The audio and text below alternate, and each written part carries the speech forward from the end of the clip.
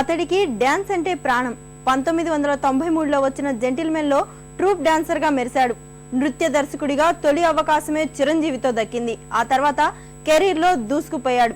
అయినా సంతృప్తి చెందలేదు. దర్శకుడిగాను ప్రయాణం మొదలుపెట్టి వరుస విజయాలతో ప్రశంసలు అందుకుంటున్నాడు. ఆ తెర వెనుక నాయకుడే రాఘవ లారెన్స్. అన్న నడిచొస్తే మాస్, అన్న నించుంటే మాస్, అన్న లుక్కేస్తే మాస్ మాస్. అన్న ప్యాంట్ వేస్తే మాస్, అన్న షర్ట్ వేస్తే మాస్, అన్న మడతెడితే మాస్, అయ్యా మాస్ అది లెక్క.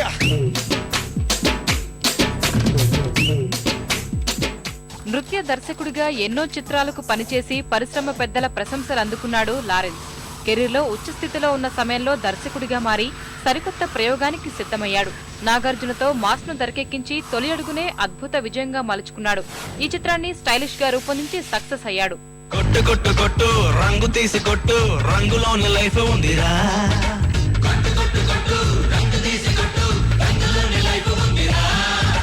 కొట్టు కొట్టు కొట్టు డోలు దెబ్బ కొట్టు, ఒంటి నిండా సత్తు ఉందిరా. ఎర్ర రంగులోన చూడు గుర్రగుండి జోరు ఉంది, పచ్చ రంగులోన చూడు తడుచుకళ్ళ గీర ఉంది. రంగు ఏదైనా గాని ఊరు ఏదైనా గాని రారో మనమంతా ఒక్కటే. మాస్ హిట్ తర్వాత తానే హీరోగా రూపొందించిన స్టైల్ లారెన్స్ కు మంచి పేరు తెచ్చింది.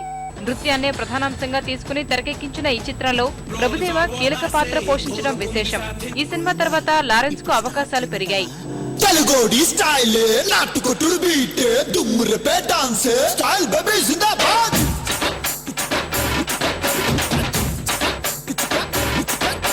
స్టైలే స్టైలే నాటు స్టైలే స్టెప్ స్టైలే స్టైల్ బేబీ జిందాబాద్.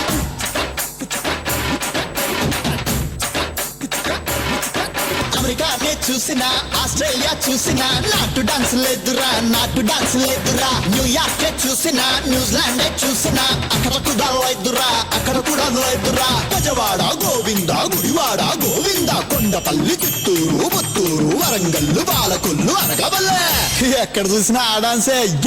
స్టైల్ అప్పల రాయుడో, స్టైల్ అప్పల రాయుడో, రాయుడో రాయుడో రాయుడో రాయుడో. తమిళంలో రూపొందించిన ముని లారెన్స్ రేంజ్ ను పెంచేసింది.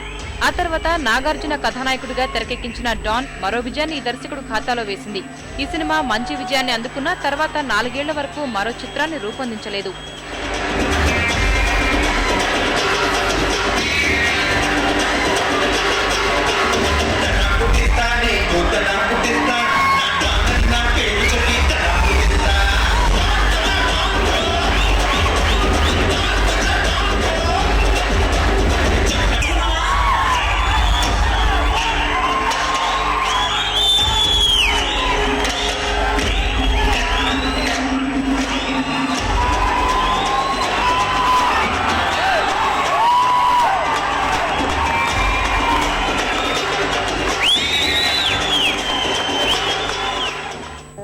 డాన్ తర్వాత తమిళంలోనే రూపొందించిన కాంచన లారెన్స్ లోని మరో కోణాన్ని చూపించింది.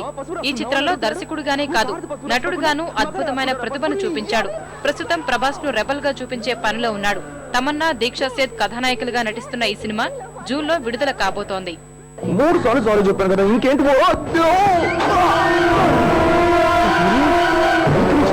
నిన్ను ఇక్కడ చూస్తున్నావు అడుగుతున్నానుగా.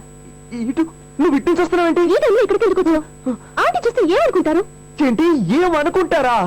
నిద్రపోతున్న నన్ను ఇక్కడికి తీసుకొచ్చి వెనక నుంచి తోసావు, బాత్రూమ్ లో నుంచి వస్తున్నావు, ఏంటి మాయ చేస్తున్నావా?